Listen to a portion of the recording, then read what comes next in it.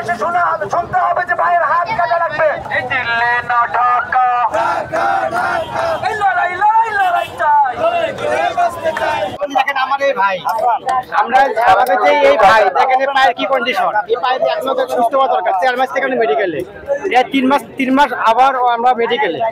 আমাদের এখানে একটা উন্নত মানের ট্রিটমেন্টের অনেক লোক আসা দরকার, যেহেতু আমরা গণ অভ্যুত্থান ঘটাইছি, আমরাই তো ঘটাইছি। আমাদের রক্তের বিনিময়ে তো আপনার আজকে আমরা এখন আমাদেরকে রাস্তায় আসতে হয়।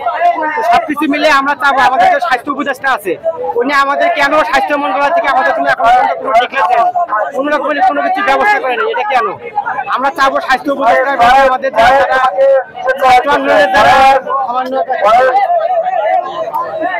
যারা সমন্বয়ের কাছে তারা, আমরা সবাই উদ্দেশ্যে বলবো যাতে আমাদের সঠিক ট্রিটমেন্টের ব্যবস্থা করে, আমাদের কর্মস্থলের ব্যবস্থা করে, আমাদের ফ্যামিলি কিভাবে চলবে যাতে এগুলো সব কিছু দেখভাল করে।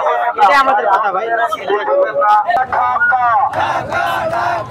দিল্লি না ঢাকা, এই লড়াই লড়াই লড়াই চাই, লড়াই লড়াই লড়াই চাই। এই রক্তের বন্যায়, এই রক্তের বন্যায়, এই রক্তের বন্যায় দিয়েছি তো রক্ত, দিয়েছি তো রক্ত। রক্তের বন্যায়, রক্তের বন্যায়, রক্তের বন্যায় দিয়েছি তো রক্ত, রক্তের বন্যায়। একজন টু একজন,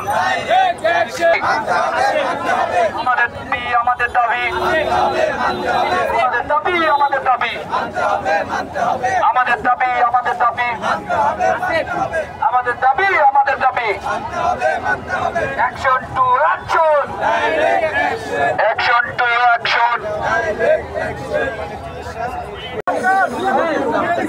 আমি আমার ব্রাদার